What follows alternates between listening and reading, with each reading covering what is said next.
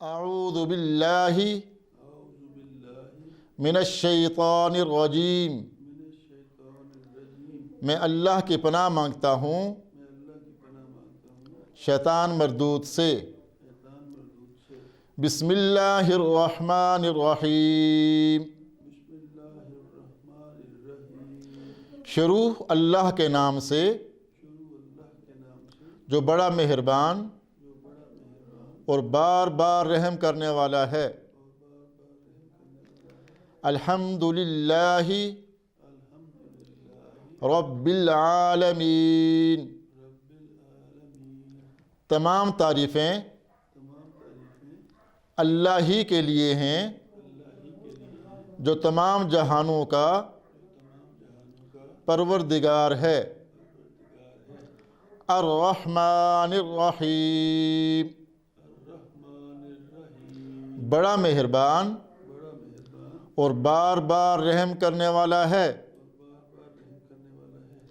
مالکی یوم الدین،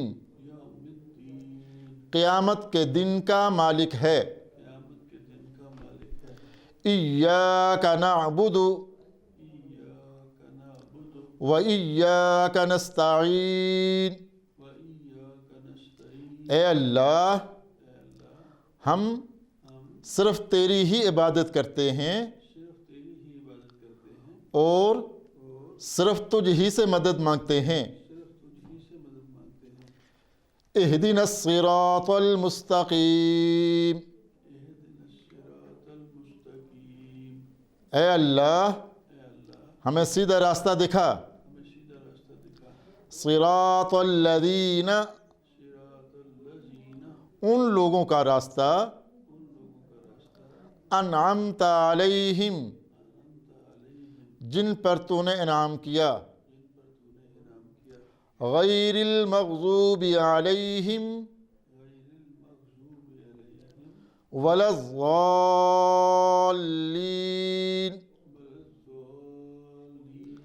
نہ کہ ان کا راستہ جن پر تیرا غضب ہوا، اور نہ ان کا راستہ جو گمراہ ہوئے ہیں۔ آمین، اے اللہ ایسا ہی کر۔ قل هو اللہ احد، محمد آپ کہہ دیجئے کہ وہ اللہ ایک ہے۔ اللہ الصمد، اللہ بے نیاز ہے۔ لم یلد، نہ وہ کسی کا باپ ہے، ولم یولد، اور نہ وہ کسی کا بیٹا ہے۔ ولم یکن لہ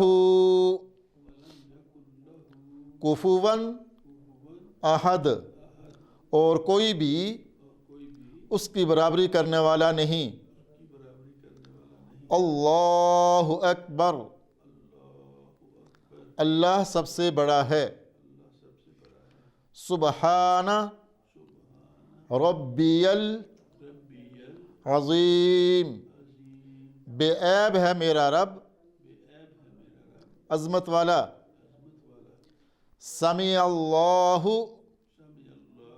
لمن حمدہ، اللہ نے سن لی اس کی بات جس نے اس کی تعریف کی۔ ربنا لک الحمد، اے ہمارے رب ساری تعریف تیرے ہی لیے ہے۔ اللہ اکبر، اللہ سب سے بڑا ہے۔ سبحان ربی الاعلی، بے عیب ہے میرا رب بڑی شان والا۔ التحیات للہ والصلوات والطیبات، تمام زبانی عبادتیں، بدنی عبادتیں اور مالی عبادتیں صرف اللہ ہی کے لیے ہیں۔ السلام علیکہ، آپ صلی اللہ علیہ وسلم پر سلامتی ہو۔ ایھا النبی، اے نبی، ورحمۃ اللہ، اور اللہ کی رحمتیں ہوں، وبرکاتہ، اور اس کی برکتیں ہوں۔ السلام علینا، سلامتی ہو ہم پر، وعلی عباد اللہ الصالحین، اور اللہ کے نیک بندوں پر۔ اشہد ان لا الہ، میں گواہی دیتا ہوں کہ اللہ کے سوا کوئی عبادت کے لائق نہیں۔ واشہد ان محمدًا عبدہ ورسولہ، اور میں گواہی دیتا ہوں یہ کہ حضرت محمد صلی اللہ علیہ وسلم اللہ کے بندے اور رسول ہیں۔ اللہم صلی علی، اے اللہ سلامتی بھیج، علی محمد، حضرت محمد پر، وعلی آل محمد، اور حضرت محمد کی آل پر، کما صلیت، جیسے تو نے سلامتی بھیجی، علی ابراہیم، حضرت ابراہیم پر، وعلی آل ابراہیم، اور حضرت ابراہیم کی آل پر، انک حمید مجید، بے شک تو بہت تعریفوں والا اور بزرگ ہے۔ اللہم بارک علی محمد، اے اللہ برکت فرما حضرت محمد پر، وعلی آل محمد، اور حضرت محمد کی آل پر، کما بارکت، جیسا تو نے برکت فرمائی، علی ابراہیم، حضرت ابراہیم پر، وعلی آل ابراہیم، اور حضرت ابراہیم کی آل پر، انک حمید مجید، بے شک تو بہت تعریفوں والا اور بزرگ ہے۔ رب اجعلنی مقیم الصلاۃ، اے اللہ تو مجھے نماز قائم کرنے والا بنا دے، ومن ذریتی، ومن ذریتی، اور میری اولاد کو بھی، ربنا وتقبل دعا، اے ہمارے رب تو ہماری دعا کو قبول فرما۔ ربنا اغفر لی، ربنا اغفر لی، اے میرے رب اے میرے رب تو مجھ کو بخش دے، تو مجھ کو بخش دے، ولیوالدی والوالدیہ اور میرے والدین کو بھی، اور میرے والدین کو بھی، وللمؤمنین وللمؤمنین اور مومنین کو، اور مومنین کو، یوم یقوم الحساب یوم یقوم الحساب قیامت کے دن۔ قیامت کے دن۔ السلام علیکم، السلام علیکم، سلامتی ہو تم پر، سلامتی ہو تم پر، ورحمۃ اللہ ورحمۃ اور اللہ کی رحمتیں ہوں۔ السلام علیکم dear students, welcome to class 9th arts. آج میں آپ کی جنرل سائنس کی ایچ کلاس لوں گا، اور اس کے ساتھ میں آپ کو بتاتا چلوں کہ جو ہمارا 9th آرٹس کا سلیبس ہوگا وہ ہم سٹارٹ کریں گے، اور جو پری 9th میں آپ پڑھ چکے ہیں وہ بھی ہم ساتھ ساتھ ریوائز کریں گے۔ تو جو آپ کے جو اسکیم آف اسٹڈی ہے جنرل سائنس کی وہ میرے پاس ہے، میں آپ کے سامنے یہ ڈسکس کرتا ہوں، اور پھر انشاءاللہ آج آپ کی ایچ کلاس جو ہے وہ ہم پڑھیں گے۔ اچھا اسٹوڈنٹس دیکھیں، جو ہمارا بلاک سلیبس ہے اس میں ہمارا چیپٹر 1 ہے، 2 ہے، 5 ہے، 7 ہے اور 9 ہے۔ اس میں ہمارا جو فرسٹ ٹرم کا سلیبس ہے وہ چیپٹر 7 ہے، اور اس کے ساتھ جو چیپٹر 1 اور 2 ہے یہ ہم ساتھ ریوائز کریں گے، کیونکہ آپ نے جو ہے وہ چیپٹر 1 2 5 یہ پری 9th میں پڑھے ہوتے ہیں، اور ابھی 9th آرٹس میں آپ کو چیپٹر 7 سٹارٹ کرایا جائے گا، لیکن اس کے ساتھ جو آپ کا چیپٹر 1 اور 2 ہے اس کے ہم ریویژن بھی کریں گے۔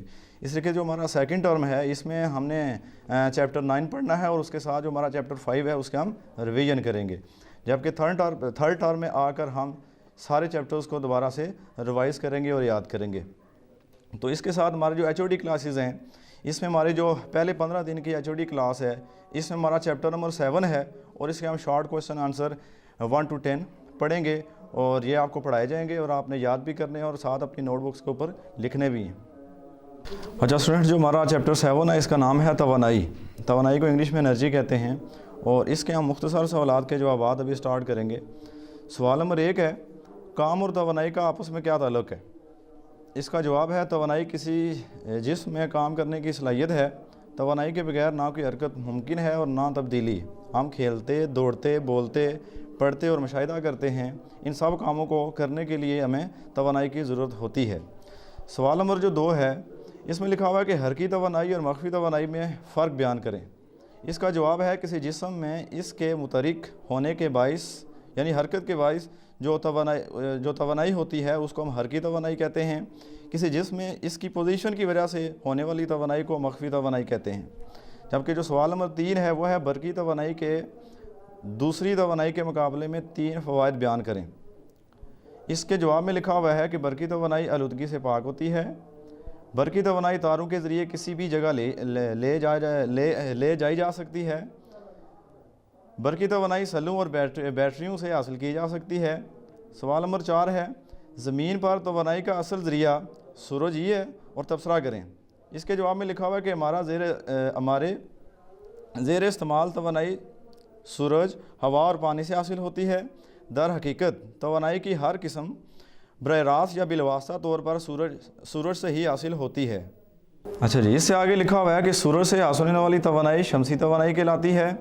سورج کی روشنی ماحول کو کسی بھی لحاظ سے آلودہ کرنے کا اسباب نہیں بنتی۔ یہ شمسی توانائی براہ راست بھی اور بالواسطہ طور پر بھی استعمال کی جا سکتی ہے۔ اچھا جی، نیکسٹ کوشچن ہے ہمارا کہ واضح کیجئے کہ جیو تھرمل توانائی کو برقی توانائی کی پیداوار کے لیے کیسے استعمال کیا جا سکتا ہے؟ اس کا جواب ہے زمین ہمیں گرم پانی کے چشموں سے گرم پانی مہیا کرتی ہے۔ کرۂ ارض کے اندر کافی گہرائی میں زمین کا کچھ حصہ گرم پگھلی ہوئی حالت میں ہے جسے میگما کہتے ہیں۔ میگما کا بلند درجہ حرارت آس پاس کے پانی کو بھاپ بنا دیتا ہے۔ اس توانائی کو حرارتی توانائی یا جیو تھرمل انرجی کہتے ہیں، مگر اس قسم کی توانائی کا استعمال انہی علاقوں میں ممکن ہے جہاں گرم پانی کے قدرتی چشمے موجود ہوتے ہیں۔ اگلا سوال ہے، فوسل ایندھنوں سے حاصل شدہ توانائی کس طرح فضائی آلودگی کا سبب بنتی ہے؟ اس کا جواب ہے فوسل ایندھن کے استعمال میں یہ مسئلہ بھی ہے کہ ایک بار ختم ہونے پر انہیں دوبارہ بحال نہیں کیا جا سکتا یا انہیں دوبارہ استعمال نہیں کیا جا سکتا، اس لیے انہیں ناقابل تجدید وسائل کہتے ہیں۔ ان کے جلنے سے زہریلے مرکبات بھی فضا میں شامل ہوتے رہتے ہیں۔ کاربن مونو آکسائڈ اور کاربن ڈائی آکسائڈ اس کی مثالیں ہیں جن سے فضا آلودہ ہوتی رہتی ہے اور صحت کے مسائل کا باعث بن رہی ہے۔ سوال نمبر 10 ہے ہمارا، ایندھن کے جلنے سے فضا میں جو آلودگیاں شامل ہیں ان کے نام لکھیں۔ ہم جب ایندھن یا توانائی کی کوئی قسم کسی کام کے لیے استعمال کرتے ہیں تو اس کے نتیجے میں فضا میں آلودگی یا شور میں اضافہ ہوتا ہے اور ماحول کے درجہ حرارت میں بھی اضافہ ہوتا ہے۔ آتش فشاں کا پھٹنا، جنگلوں میں لگنے والی آگ اور گرد آلود ہوائیں، معدنی تیل کے جلنے اور گھریلو ٹھوس کوڑے اور گاڑیوں اور کارخانوں سے نکلنے والے دھوئیں سے فضا جو ہے وہ شدید طور پر آلودگی کا شکار ہو رہی ہے۔ اچھا اسٹوڈنٹ، یہ ہمارے مختصر سوالات تھے جو آپ کی فرسٹ HOD کلاس میں آپ کو پڑھائے گئے ہیں۔ اب آپ نے ان سوالوں کو یاد بھی کرنا ہے اور لکھنا بھی ہے، اور یہ نوٹ بک آپ کی چیک بھی کی جائے گی، اور اسی کے ساتھ ہماری جو فرسٹ HOD کلاس ہے وہ ختم ہوتی ہے۔ شکریہ۔ السلام علیکم dear students, welcome to class 9th arts. آج میں آپ کی سوکس کی HOD کلاس لوں گا، اور سوکس کا جو آپ نے پری 9th میں سلیبس پڑھا تھا وہ بھی ہم ساتھ جو ہے وہ ریوائز کرتے رہیں گے، لیکن ابھی جو آپ کی HOD کلاس سٹارٹ ہوگی وہ آپ کی چیپٹر نمبر 4 سے سٹارٹ ہوگی۔ آپ نے پہلے 3 چیپٹر پری 9th میں پڑھے تھے، وہ انشاءاللہ ہم ساتھ ریوائز کرتے رہیں گے، لیکن جو آپ کی فرسٹ HOD کلاس ہے 15 دن کی، وہ ہم پہلے جو 3 چیپٹر ہیں وہ نہیں پڑھیں گے فی الحال، وہ ہم ساتھ ریوائز کریں گے، لیکن چیپٹر 4 سے انشاءاللہ ابھی ہم سٹارٹ کریں گے اسکیم آف اسٹڈی۔ میں آپ کو بتاتا ہوں اور پھر ہم چیپٹر 4 کو پڑھیں گے۔ اچھا اسٹوڈنٹ، دیکھیں جو ہمارا بلاک سلیبس ہے سوکس کا 9th آرٹس میں، وہ ہے چیپٹر نمبر 1، 2، 3، 4 اور 5۔ ہمارا جو فرسٹ ٹرم کا سلیبس ہے اس میں ہمارا چیپٹر نمبر 4 ہے، اور اس کے ساتھ جو ہمارا چیپٹر نمبر 1 اور 2 ہے یہ ہم ریوائز کریں گے۔ سیکنڈ ٹرم کا جو ہمارا سلیبس ہے اس میں ہمارا چیپٹر نمبر 5 ہے، جبکہ جو چیپٹر نمبر 3 ہے وہ ہم ساتھ ریوائز کریں گے۔ جبکہ تھرڈ ٹرم جو ہے اس میں ہم سارے چیپٹرز کو، یعنی کہ 1 سے لے کر 5 جو ہمارے چیپٹر ہیں ان کو ہم سب کو ریوائز کریں گے۔ اور ہماری جو HOD کلاسز ہیں اس میں ہماری جو پہلے 15 دن کی HOD کلاس ہے اس میں ہم چیپٹر نمبر 4 سٹارٹ کریں گے، اور اس کے تمام مختصر سوالات کے جوابات آپ کو پڑھائے جائیں گے، آپ نے یاد بھی کرنے ہیں اور لکھنے بھی ہیں۔ اچھا جی، چیپٹر نمبر 4 کا ہمارا جو پہلا سوال ہے اس میں لکھا ہوا ہے کہ مقرنہ کے انتظامی فرائض کیا ہیں؟ اس کا جواب ہے جمہوری ریاستوں میں مقرنہ بعض انتظامی فرائض سر انجام دیتی ہے۔ پارلیمانی طرز حکومت میں کابینہ اپنی اجتماعی مجلس میں قانون ساز کو جوابدہ ہوتا ہے، جبکہ صدارتی طرز حکومت میں صدر مملکت اہم عہدوں پر تقرریاں کرتے وقت اعلان جنگ کرنے سے پہلے یا معاہدات کرتے وقت مقرنہ کو اعتماد میں لیتا ہے۔ سوال نمبر 2 ہے انتظامیہ کے امور خارجہ کے فرائض لکھیں۔ اس کا جواب ہے بیرونی ملکوں سے معاہدات کرنے، بیرونی ملکوں سے خوشگوار تعلقات قائم کرنا اور ملکی مفاد کے پیش نظر بین الاقوامی معاملات میں درست پالیسی وضع کرنا وزارت خارجہ کے فرائض میں شامل ہے۔ سوال نمبر 3 ہے آئین کی تشریح کے حوالے سے عدلیہ کے فرائض لکھیں۔ اس کے جواب میں لکھا ہوا ہے کہ وفاقی طرز حکومت میں ملکی آئین مرکزی اور صوبائی حکومتوں کے اختیارات کی واضح نشاندہی کرتا ہے۔ اگر دونوں حکومتوں کے درمیان اختیارات کی تقسیم پر جھگڑا ہو جائے تو ملک کی اعلیٰ عدالت کو فیصلہ کرنے کا اختیار ہوتا ہے۔ سوال نمبر 4 ہے گیٹل نے جمہوریت کی کیا تعریف کی ہے؟ اس کے جواب میں لکھا ہوا ہے کہ جمہوریت ایسا نظام حکومت ہے جس کے تحت آبادی کا ایک بڑا حصہ اقدار اعلیٰ کے اختیارات کے استعمال میں حصہ دار بننے کا حق رکھتا ہے۔ سوال نمبر 5 ہے آمریت میں فوری فیصلے کیسے مفید ثابت ہوتے ہیں؟ اس کا جواب ہے آمریت میں ایک آدمی کی ہدایت کے تحت کام تیزی سے ہوتا چلا جاتا ہے اور باتوں اور مباحثوں میں وقت ضائع نہیں ہوتا۔ آمریت بولتے ہیں ڈکٹیٹرشپ کو جس میں فوجی حکومت ہوتی ہے، تو اس میں کیونکہ واحد بندہ ہوتا ہے اور وہ ڈیسیجن میکر ہوتا ہے، اس لیے وہ فیصلہ جلدی کرتا ہے، اس میں بحث مباحثہ نہیں ہوتا۔ سوال نمبر 6 ہے اچھا نظام حکومت سے کیا مراد ہے؟ اس کا جواب ہے اچھا نظام حکومت سے مراد حکومت کرنے کا ایسا فن ہے جس میں تمام عوامی فیصلے اور دیگر حکومتی معاملات صاف اور شفاف طریقے سے سر انجام دیے جائیں۔ سوال نمبر 7 ہے اسلامی حکومت کے 3 فرائض بیان کریں۔